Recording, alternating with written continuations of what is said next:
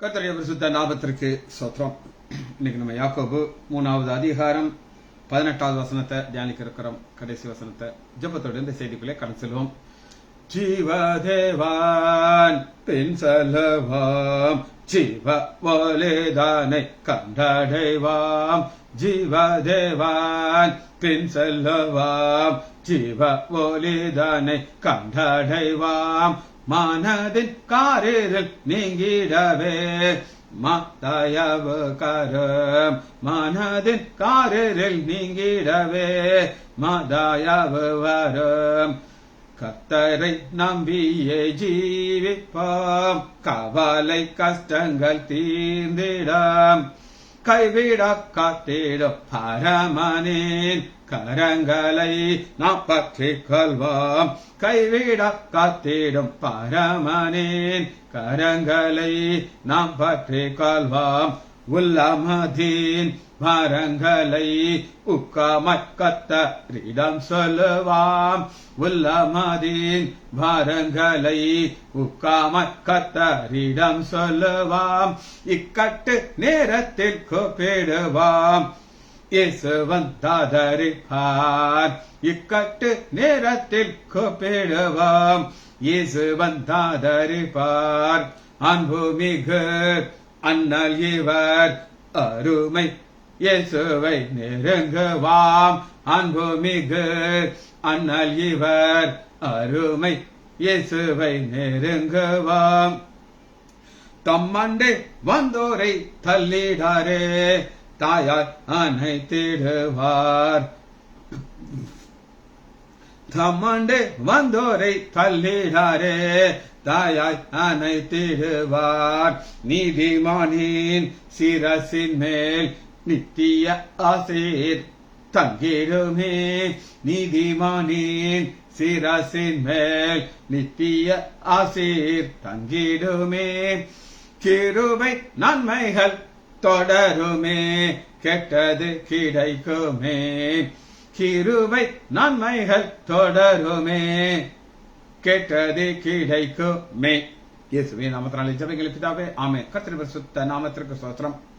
Suresh, Leela, Arokiyaraj brother, praise Lord. Janaki Ammal, praise Lord. இன்னைக்கு பிரதான கிருபையினால கடைசி வசனத்துக்கு வருகிறோம்.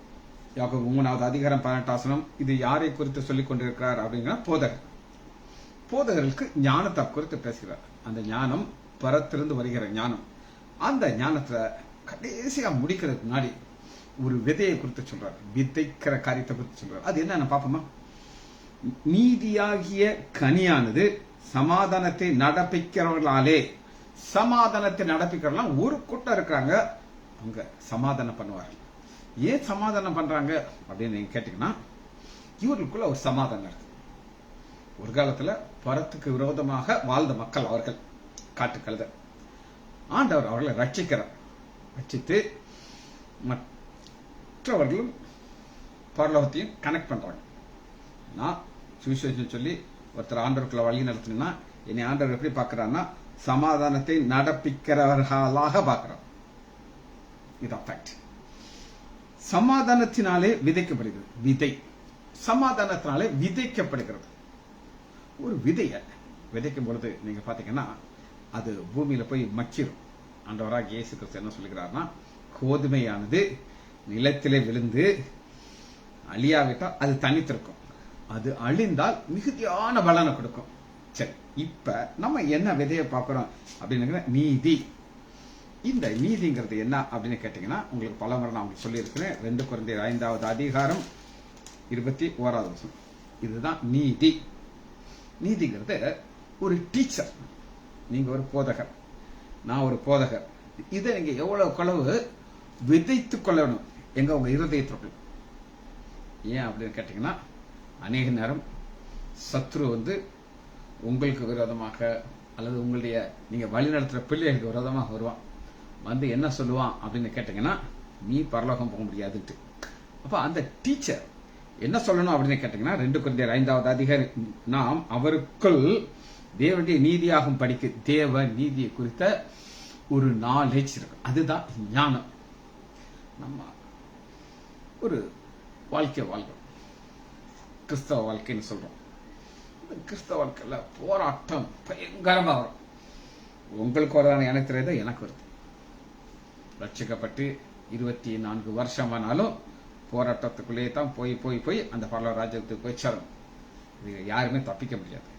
இந்த போராட்டம் மரண பரிந்த நடக்கும். இப்ப அந்த தேவ நீதிங்கிற கனி நம்மகிட்ட இருந்து வரணும். வரும்பொழுது என்ன நடக்கும் அப்படின்னு கேட்டீங்கன்னா, நாம் அவருக்குள் தேவ நீதி அன்பிற்கு பாவம் அறியாதவரை நமக்காக பாவம் ஆக்கினார். இந்த டீச்சிங் நான் உங்களுக்கு சொல்லியிருக்கிறேன். ஒரு பாஸ்டர், அவருடைய பெயர் இஸ்ரேல் காலேப்ங்கிற ஒரு பாஸ்டர். அவர் இந்த தேவ நீதியை குறித்து ஒரு 6 கேசட் போட்டிருக்கிறார். தேவ நீதி என்றால் என்ன டெபினிஷன் பல முறை சொன்னாலும் திரும்ப சொல்றேன். தேவ நீதிக்கு டெபினிஷன் முடிஞ்சா எழுதிக்கோங்க. எப்படி ஆண்டவராகிய இயேசு கிறிஸ்து பிதாவுக்கு முன்பாக பாவமே செய்யாதவராக நிற்கிறாரோ, அதுபோல நம்மை பாவமே செய்யாதவர்களாக தேவனுக்கு முன்பாக நிறுத்துவது தேவநீதி. புரிஞ்சுக்கிட்டா? இதுதான் டீச்சிங். இது எங்க இருக்கணும் அப்படின்னு கேட்டீங்கன்னா, யாக்கோபு 3வது அதிகாரம் 18வது வசனத்துல நீதியாகிய கனி, இந்த நீதிங்கிற தேவ நீதிங்கிற ஒரு கனி சமாதானத்தை நடப்பிக்கிறவர்கள் போதகர்களாலே சமாதானத்தினாலே விதிக்கிறது. சமாதானத்தினாலே விதிக்கப்படுதுன்னா எனக்கு பயமே கிடையாது. ஏன் அப்படின்னு நீங்க கேட்டீங்கன்னா, 2 கொரிந்தியர் 5வது அதிகாரம் 21 வசனத்துல அந்த அந்த பக்கம் பாவம் அறியாத அவரே நமக்காக பாவம் ஆக்கினார். இதுதான் தேவ நீதி. என்ன அப்படின்னு கேட்டாங்க, இப்ப என் கையில ஒரு பைபிள் இருக்கு, ஒரு புதிய ஏற்பாடு பைபிள் வச்சிருக்கேன். இந்த பைபிளை நான் தீ வச்சு கொளுத்திட்டேன். சரியா? கொளுத்திட்டா அது பைபிளா சாம்பலா? நீங்க தான் சொல்லணும். சாம்பல். ஒரு காலத்துல பைபிளா இருந்துச்சு, இல்ல நான் சொல்லல, ஆனா சாம்பலா மாச்சு. அதுபோல பாவமே அறியாத அப்படின்னு என்ன அர்த்தம்னா, பாவம் செய்யறது வரை அறியாது இருக்கிறது. ஒரு காலத்துல எல்லா பாவத்தையும் செய்த நாவனாக இருந்தேன். நான் எதுல கேட்டாலும் எனக்கு PhD நான் வாங்கிடலாம், அந்த அளவுக்கு ஒரு நாலேஜ் இருந்துச்சு எனக்கு பாவத்தில். ஆனா ஆண்டவருக்கு அது தெரியாது, அறியாது, அவருக்கு தெரியாது. அப்படி பாவமே அறியாத ஒரு தேவகுமாரனை சிலுவையில ஒரு பாவமாக மாற்றுகிறார். எதற்காக? நம்முடைய பாவம் நம்முடைய ஆண்டவராகிய இயேசு கிறிஸ்துவில வந்து அவர் பாவமாக மாறிட்டார். இந்த தேவ நீதி தான் நம்மளை பரலோகத்துக்கு கொண்டு போய் சேர்க்கணும். சரி, இந்த பேசிக் இந்த கான்செப்டை நான் உங்களுக்கு சொல்லி கொடுத்தாச்சு. இப்ப இதற்கு தேவை யார் அப்படின்னா, பரிசுத்த ஆவியானவர்.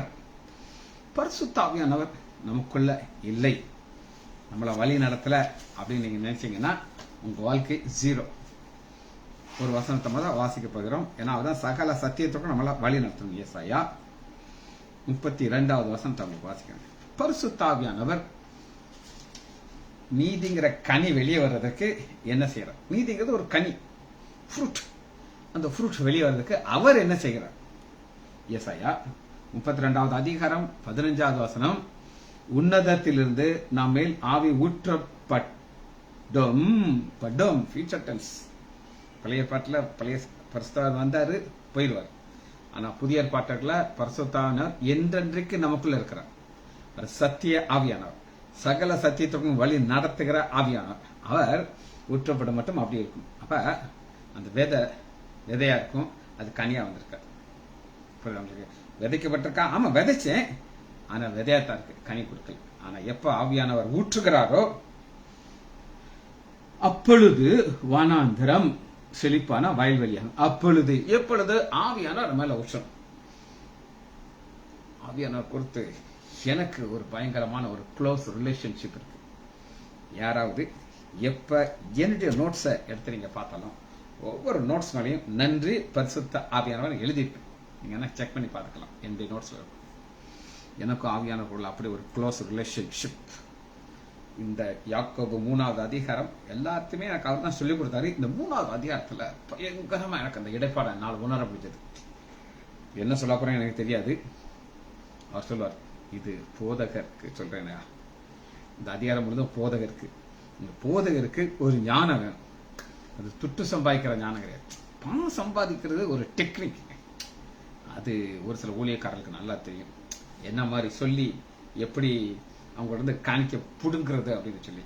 ஆனா அப்பொழுது வனாந்திரம் செழிப்பான வயல்வெளியாகும். செழிப்பான வயல்வெளி காடாக என்னப்படும். செழிப்பான வயல்வெளி அப்படின்னா என்ன அர்த்தம்னா, இவ்வளவு நாளும் அவங்க ஒரு வாழ்க்கையை வாழ்ந்துட்டு இருந்தாங்க. அது தனக்காக வாழ்றோம். எனக்கு காணிக்க வேணும், எனக்கு காணிக்க வேணும், காணிக்க வேணும். ஆனா 16 வசனம், வனாந்தரத்திலே நியாயம் வாசமாயிருக்கும். நியாயம் செழிப்பான வயல்வெளியிலே நீதி தங்கியிருக்கும். செழிப்பான வயல்வெளி நான் என்ன சொல்லுங்க பார்ப்போம். ஆவியார் நம்மள ஊற்றிக்கிட்டே இருக்காரு, வசனத்துக்கு வெளிச்சம் கொடுத்துக்கிட்டே இருக்காரு. இந்த வசனத்தை உங்களுக்கு ஒரு போதகரை சொல்லி கொடுக்கறதுன்னு உங்களுக்கு வேற மாதிரி தெரியும். போதகர் வசனத்தை சொல்லி, ஓ இப்படியா, அதுங்க கேட்கற எல்லாரும் இங்கதான் இருக்கீங்க. ஆனா எல்லாரும் கவனமா கேட்கறாங்களான்னு கிடையாது. நான் ரட்சிக்கப்பட்ட புதுசுல காலேஜ்ல ஒரு லெக்சரர் அம்மா, அவங்க என்ன பிரச்சனை, குடும்பத்துல பிரச்சனை வந்துச்சு. பையனை கூட்டிட்டு கணவன் போயிட்டாரு. இந்த அம்மா காலேஜ்ல லெக்சரர் தனியா வேலை பார்த்துட்டு. நான் ரட்சிக்கப்பட்ட புதுசுல என்னன்னா ஒரு நானும் என் மனைவி ஒன்னா உட்காந்து போய் வந்துச்சு. வந்து தம்பி இந்த கேசட்ஸ் கேள்வி சொல்லி கேசட்ஸ் கொடுத்துச்சு. அகஸ்டின் ஜெபக்குமார் கேசட் கொடுத்துச்சு. பிரதர் சாம் ஜெபத்துரை கேசட் கொடுத்துச்சு. இதெல்லாம் கேட்டு கேட்டு கேட்டு கொஞ்சம் நல்லா டெவலப் ஆயிட்டேன். அப்புறம் பிரதர் ஆர் ஸ்டான்லி அப்படிங்கிற ஒருத்தர் கேசட் கொடுத்து பயங்கர டஃபா இருக்கும். நான் வீட்டு இந்த ஃபவுண்டேஷன் எனக்கு கிடைச்சிருச்சு. அப்ப ஒரு காம்ப்ளிகேட்டடான ஒரு செய்தியை அந்த அம்மா எனக்கு அந்த கேசட் இருந்துச்சு. பிரதர் ஆர் ஸ்டான்லி உங்களுக்கு சொல்லி கொடுத்துருப்பேன்னு நினைக்கிறேன். நானும் என் மனைவியும் ஒரு நாள் அவங்க வீட்டுக்கு போறோம். வீட்டுக்கு போகும்போது அந்த அம்மா லெக்சரர்னால நான் என்ன நினைச்சேன், நம்ம மண்டையில குத்தி அப்படிதான் இருந்துச்சு. இந்த அம்மாட்ட கேட்போம், இந்த செய்தி நானும் கேட்டிருக்கேன், நம்ம இதை டிஸ்கஸ் பண்ணுவோமா அப்படின்னு நான் கேட்டேன் அவங்ககிட்ட. அம்மா சொல்றாங்க, லெக்சரர் அம்மா, டாக்டர் நான் என்ன செய்வேன்னா சமையல் பண்ணிட்டு இருக்கும் போதே இந்த கேசட்டை டிவியில கேசட்ல போட்டு வச்சிருக்கேன். ஒரு பக்கம் பிரதர் ஆர் ஸ்டான்லி இந்த செய்தியை சொல்லிக்கிட்டு இருப்பாரு. ஆனா என் கவனம் ஃபுல்லா எங்க இருக்கும், குக்கிங்ல இருக்கும். இவங்களுக்கு மண்டையில ஏறவே செய்யாது. நான் என்ன செய்வேன்னா கேசட்டை அந்த காலத்துல வாக்மேன் வச்சுருப்பேன், போட்டு அதில் ஒரு சுவிட்ச் வச்சுருப்பேன். ஒவ்வொரு வசனத்தையும் எழுதுவேன். பைபிள்ல இருந்து எடுத்து எழுதி எழுதி எழுதி நான் தியானிப்பேன். அதனால என்ன நடந்துச்சு எனக்கு அப்படின்னு கேட்டீங்கன்னா, ஏசாயா 32வது அதிகாரம் 16, வனாந்தரத்திலே நியாயம் வாசமா இருக்கும், செழிப்பான வயல்வெளியிலே நீதி தங்கிடும். செழிப்பான வயல்வெளியில யார் தேவைன்னா ஆவியானவருடைய அபிஷேகம் ஊற்றிக்கிட்டே இருக்கும். அப்பதான் அந்த வசனம் நமக்கு புரியும். பாருங்க 18, என் ஜனம் சமாதானமா தாவரங்களிலும் என் ஜனம்னு ஆண்டவர் சொல்கிறார். அந்த ஜனத்திற்கு தேவை என்னன்னா ஒரு போதகர் தேவை. அந்த போதகருக்கு என்ன ஞானம் இருக்கணும்னா ஆவியானவர் கொடுக்கிற ஞானம் இருக்கணும். அவர் வயல் வெளியாக ஆசீர்வாதமா இருக்கணும். வயல்னா ஆசீர்வாதம். அவர் எப்படி இருக்கக்கூடாது, வனாந்திரமா இருக்கக்கூடாது. உங்களை பார்த்து என்னையா அன்னையில இருந்து இன்னைக்கு ஒரே மாதிரி இருக்க அப்படின்னு யாராவது சொன்னாங்கன்னா எங்கேயோ ஒரு பிரச்சனை இருக்கு. என்னை ஆண்டவர் அப்படி இருக்கல, உயர்வா வச்சிருக்கிறார். அமைதியாய் தங்கும் இடத்திலே குடியிருக்கும் நிலையான வாசஸ்தலம். நிலையான வாசஸ்தலம். இந்த வாசஸ்தலத்தை தான் நம்முடைய ஆண்டவராகிய இயேசு கிறிஸ்து சொன்னாரு, என்னுடைய பிதாவின் வீட்டில் அநேக வாசஸ்தலங்கள். அப்படி இல்லாததால் நான் உங்களுக்கு சொல்லியிருப்பேன், நான் போய் உங்களுக்காக ஒரு வாசஸ்தலம் உண்டாக்க போறேன்னு சொன்னார். அந்த வாசஸ்தலத்தை குறித்து நமக்கு ஒரு வெளிச்சம் இருக்கும். அந்த நீதிங்கிற ஒரு கான்செப்ட் நமக்குள்ள இருந்தா தான் நம்மளால வாசஸ்தலத்துக்கு போக முடியும். ரைட், இந்த வசனத்தை நான் உங்களுக்கு விளக்கப்படுத்திட்டேன். இந்த என் ஜனம் அப்படின்னு ஆண்டவர் சொல்கிறார். அந்த என் ஜனம் யார் அப்படின்னு கேட்டீங்கன்னா, ஏசாயா 63வது அதிகாரம் 12வது 63:12, அவர்கள் நடுவிலே தம்முடைய பரிசுத்த ஆவியை இருக்க கட்டளையிட்டு. பழைய ஏற்பாட்டுல பரிசுத்த நான் உங்களுக்கு சொன்னேன், வருவாரு, சேட்டை பண்ணீங்கன்னா போயிடுவார். கிளாசிக்கல் எக்ஸாம்பிள் யார், சிம்சன். சிம்சன் மேல இறங்குவாரு, அவனை ஒரு அதிசயத்தை செய்ய வைப்பாரு, பாவம் செஞ்சா போயிடுவார். ஆனா பழைய ஏற்பாட்டுல நீங்க பாத்தீங்கன்னா கட்டளையிட்டு ஏசாயா 63வது அதிகாரம் 12வது வசனம், மோசேயின் வலது கையை கொண்டு அவர்களை தமது மகிமையான புயத்திலே நடத்தி நமக்கு கீர்த்தி உண்டாகும்படி அவர்களுக்கு முன்பாக தண்ணீரை பிளந்து. அதாவது எங்க இருந்து எங்க வர்றாரு பாருங்க. மோசையிலிருந்து வனாந்தரத்தை பிளந்து செங்கடல் வழியா போறது ஆவியானுடைய வல்லமைங்கிறாங்க. இதான் நீங்க புரியுங்க. பரிசுத்தாவினுடைய வல்லமை இல்லைன்னா எதுவுமே நடக்காது. நான் உங்களுக்கு பல முறை சொல்லியிருக்கேன். அது எப்படி ரெண்டா பிளந்தார்னு சொல்லி அது எல்லாமே ஆவியானவர் வல்லமையால முடியும். அதனாலதான் அவர் எங்க இருக்கிறார்னா பரலோகத்தில் இருக்கார். அந்த வாசஸ்தலத்தை காட்டுகிறார். சரி, இந்த வசனத்தை நம்ம புரிந்து கொள்றதுக்கு ஞானம் தேவை. ஞானம் என்ன சொல்ல பார்ப்போம். ஒரு அறிவு ரெண்டு வகையான அறிவை நான் உங்களுக்கு காட்டுறேன். ஒன்னு உலக பிரகாரமான ஒரு அறிவு இருக்கு. அது என்ன அப்படின்னு கேட்டீங்கன்னா, பணம் சம்பாதிக்கிறதுக்கு அறிவு. பணம் எல்லாராலையும் சம்பாதிக்க முடியுமா? நோ. அதுக்கு தனியா ஒரு டேலண்ட் இருக்கு. ஆனா ஆண்டவர் நம்மகிட்ட என்ன எதிர்பார்க்கிறார் அப்படின்னு கேட்டீங்கன்னா, பணம் சம்பாதிக்கணும் இல்லைன்னு நான் சொல்ல மாட்டேன். சங்கீதம் 97வது அதிகாரம் 12வது வசனத்தை வாசிக்கிறேன். சங்கீதம் 97 12 சரி 11. நம்ம வசனத்தை வாசிச்சுக்கிட்டு இங்க போகிறோம். நம்ம எந்த வசனத்துக்குள்ள இருக்கிறோம் அப்படின்னு கேட்டீங்கன்னா, யாக்கோபு 3வது அதிகாரம் 18வது வசனத்துல இருக்கிறோம். கடைசி வசனம். இன்னைக்கு அதை முடிக்கிறோம். நம்ம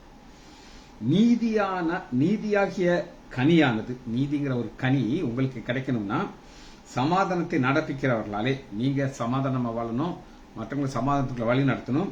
சமாதானத்தினாலே விதைக்கப்படுகிறது. விதைக்கப்படுறதுனா என்னன்னு நம்ம இப்ப பார்க்கணும். விதைக்கிறது எல்லாருக்கும் தெரியுமா தெரியாதா? விதைக்கிறப்படுற குறித்து ஒரு கதை உங்களுக்கு நான் பலமுறை சொல்லியிருக்கேன். திரும்ப சொல்றேன். இந்த வசனத்தை வச்ச பிற கதை போகும். சங்கீதம் 97வது அதிகாரம் 11வது வசனம், நீதிமானுக்காக வெளிச்சமும் செம்மையான இருதயத்திற்காக மகிழ்ச்சியும் விதைக்கப்பட்டிருக்கிறது. சரி, விதைக்கிறது ஒரு விசுவாசத்தை தேவை. ஒரு குரங்கு, அதுக்கு ஒரு நல்ல ஒரு மாம்பழம் கிடைச்சிச்சு. பயங்கர டேஸ்டான மாம்பழம்.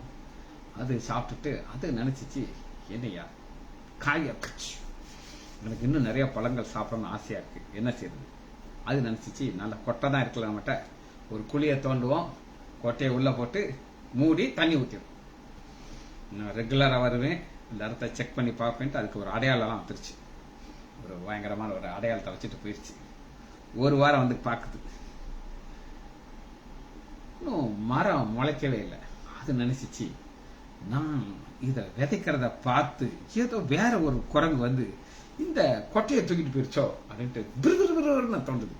பார்க்க இருக்குது, எங்கேயும் போகல, மறுபடியும் வச்சிச்சு, மூடிடுச்சு, தண்ணி ஊற்றிடுச்சு. 10 நாள் கழிச்சு வந்து பார்க்குது. இப்படி பார்த்து பார்த்து பார்த்து பார்த்து முளைக்குமா? முளைக்காது.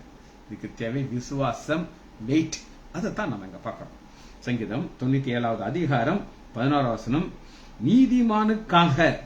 யாருக்காக? நீதிமான். இந்த நீதிமானுக்கு என்ன அறிவு இருக்குன்னா, எனக்காக என்னுடைய ஆண்டவர் பலியானார், ரத்தத்தை சிந்தினார், நான் மறிக்க வேண்டிய இடத்துல அவர் மறிச்சார். இன்னைக்கு இந்த தேவை நீதி என்னைய பரலோகத்துக்கு கொண்டு போகும். அதற்கு அவர் சிலுவையில ஒரு பாவமாக மாறிட்டார். 2 கொரிந்தியர் 5வது அதிகாரம் 21வது வசனம். இந்த நாள நான் நீதிமானா மாறிட்டேன். நீதிமானுக்காக வெளிச்சம், செம்மையான இருதயத்திற்காக மகிழ்ச்சி. ஒரு வெளிச்சம், மகிழ்ச்சி விதைக்கப்பட்டிருக்கு. அப்படின்னா என்ன அப்படின்னு கேட்டீங்கன்னா, இந்த ரெண்டும் உடனேயே கிடைக்காது. 2 வகையான விதையை குறித்து நான் உங்களுக்கு சொல்ல போகிறேன். ஒண்ணு கடுகு. இந்த கடுகை ஒரு டெஸ்ட் பாருங்களேன்.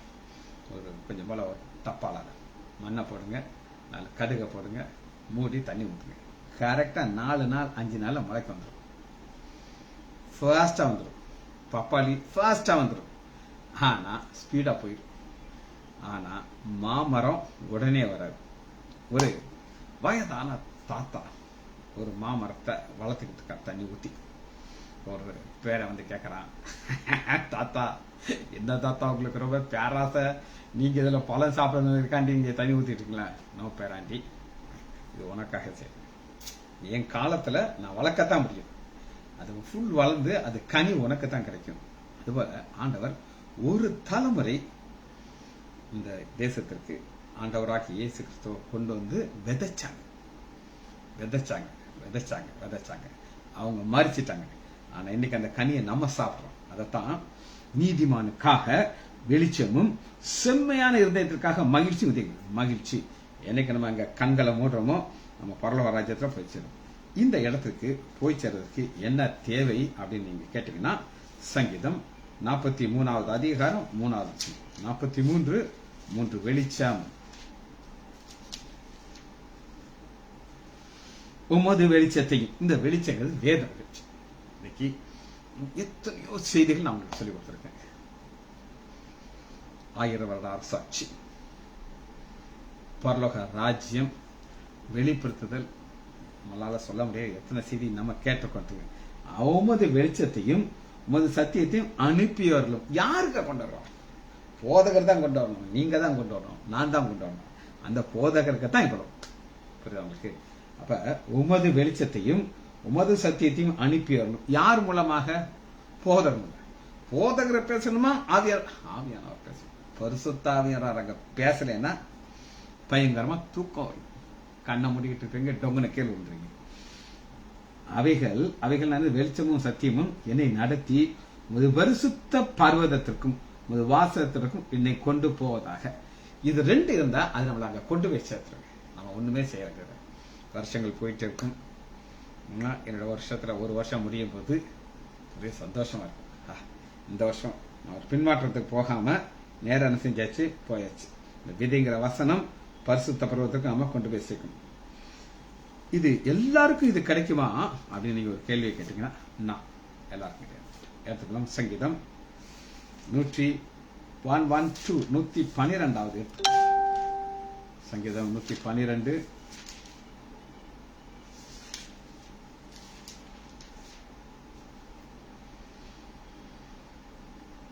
4வது வசனம்.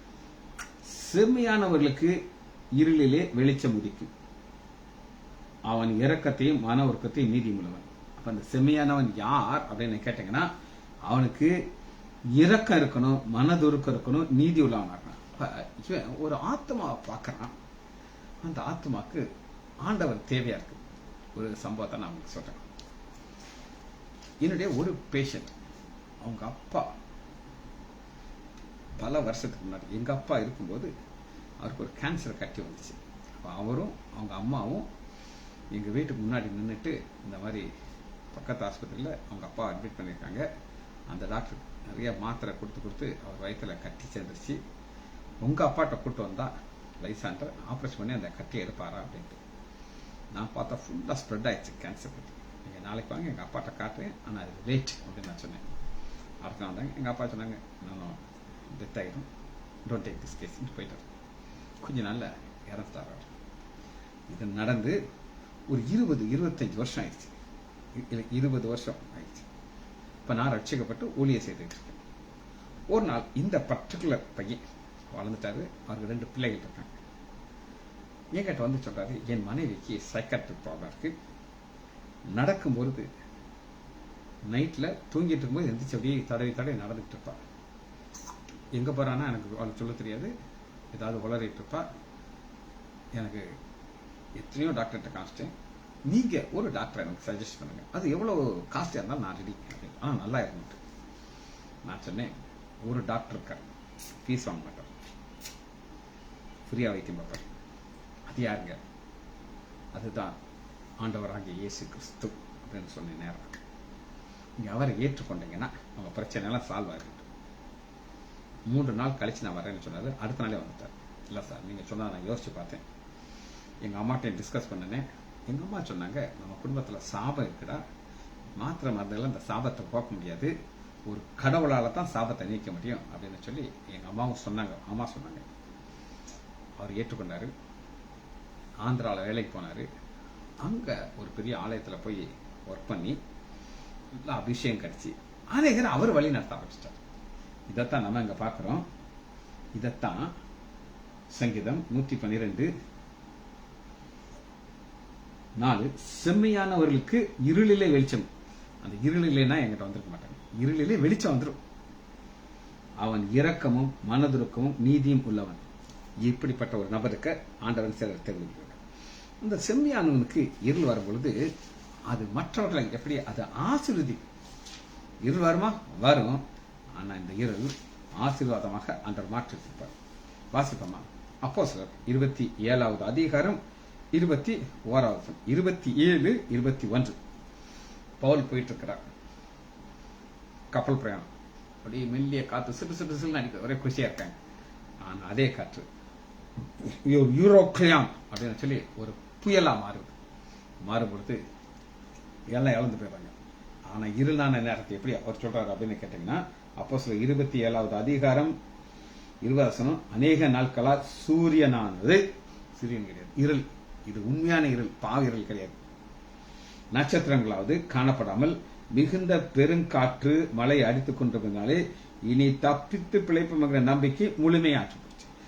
முழுமையாக உங்க நம்பிக்கை இழக்கும் போது அந்த கிரியை செய்வார். நான் சொன்ன சம்பவத்தை பார்க்கணும். அநேக நாட்களாக அவர்கள் போஜனம் பண்ணாமல் இருந்த பொழுது பவுல் அவர்களின் நடுவில் நின்று, மனுஷரே, இந்த வருத்தமும் சேதமும் வராதபடிக்கு என் சொல்லை கேட்டு திடமனதாயிருங்கள், உங்களுக்கு தைரியம் சொல்லுகிறேன். இப்படிப்பட்ட ஒரு நபர் தேவை. இவரால் தான் அந்த ஆசீர்வாதத்தை இங்கதான் விதைக்கிறார், நம்பிக்கை விதைக்கிறார், வெளிச்சத்தை விதைக்கிறார். ஏனென்றால் என்னை ஆட்கொண்டவர், 23வது வசனம், அப்போஸ்தலர் 27, 23, என்னை ஆட்கொண்டவர். அவர் உங்களை ஆட்கொண்டார்னா உங்களால வசனத்தை வாசிக்காம இருக்க முடியாது, உங்களால சத்தியத்தை மற்றவங்களுக்கு சொல்லாம இருக்க முடியாது. நான் சேவிக்கிறவருமான தேவனுடைய தூதனானவன் இந்த இடத்துல வந்து, பவுலை பயப்படாதே, ஒன் நிமித்தம் மற்றவர்கள் பாதுகாக்கப்படுகிறார்கள். இதுதான் இருளில் ஆண்டவர் கொடுக்கிற ஒரு ஆசீர்வாதம். சரி, யோபுடைய வாழ்க்கையில ஒரு விசேஷமான ஒரு காரியத்தை நம்ம பார்க்க போறோம். எடுத்துக்கலாமா? யோபு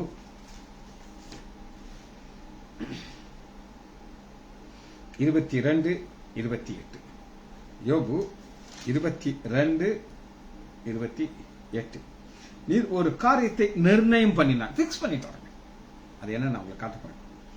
அது உமக்கு நிலை வரப்படும். ஆண்டவர் அதை பிக்ஸ் பண்ணிட்டாரு.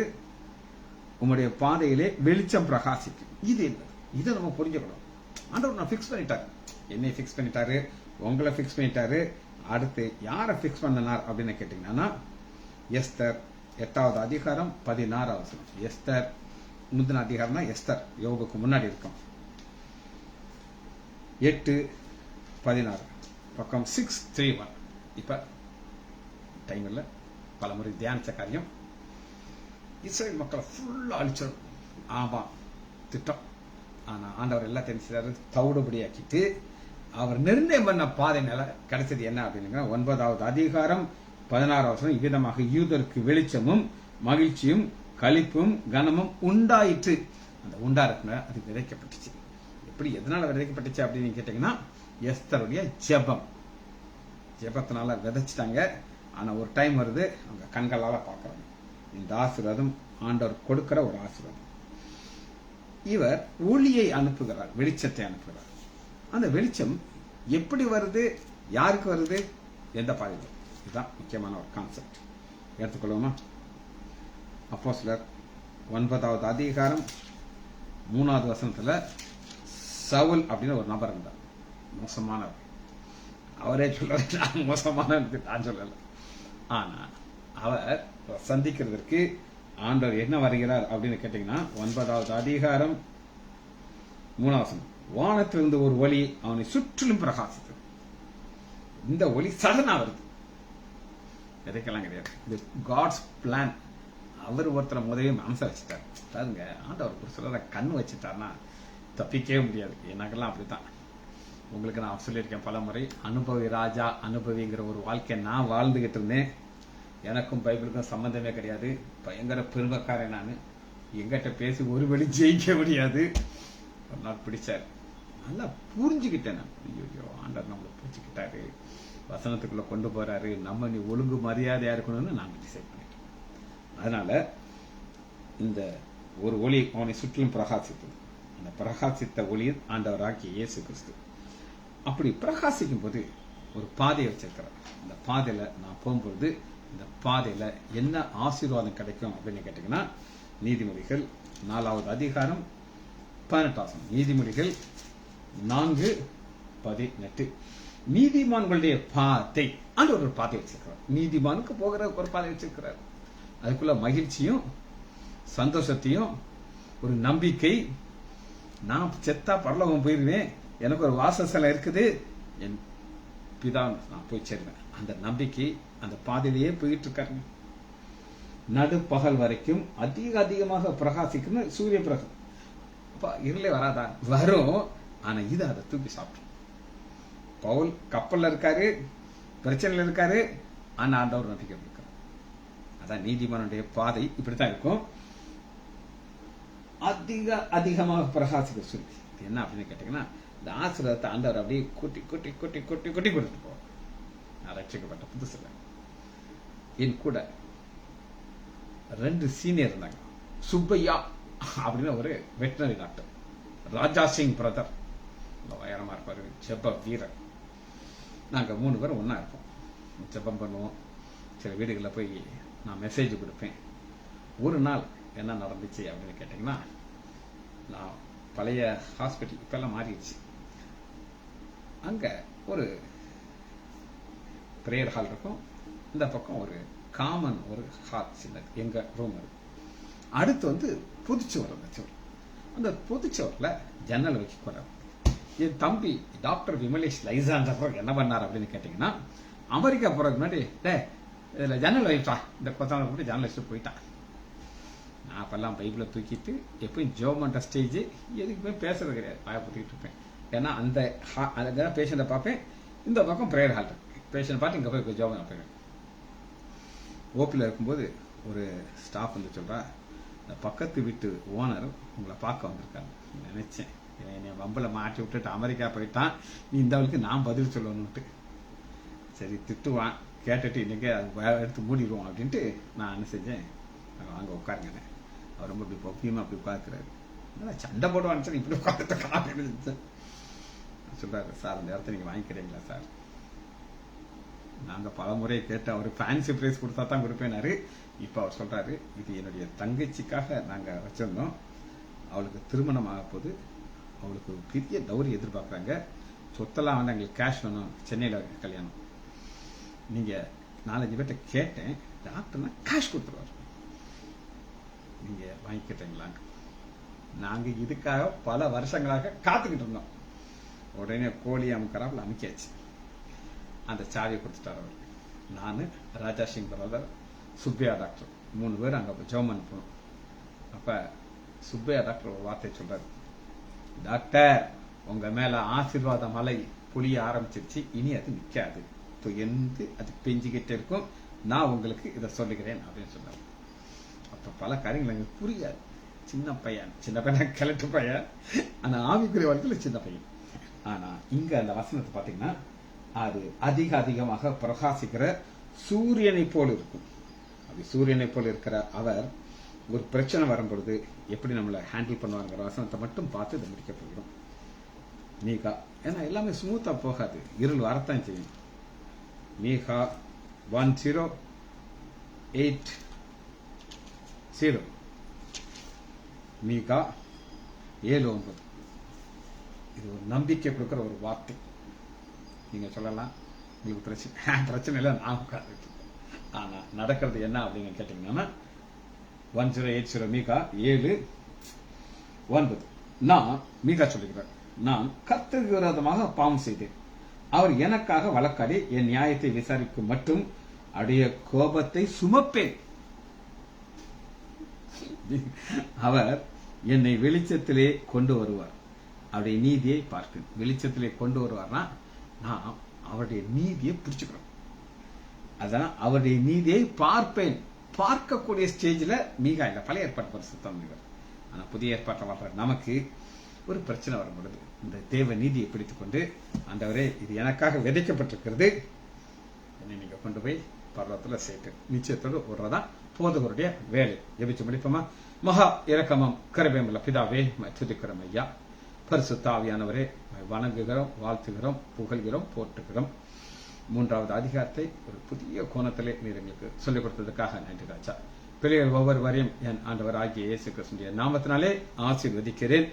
இயேசுவின் நாமத்தினாலே ஜெபங்கள் பிதாவே. ஆமேன், ஆமேன், ஆம்.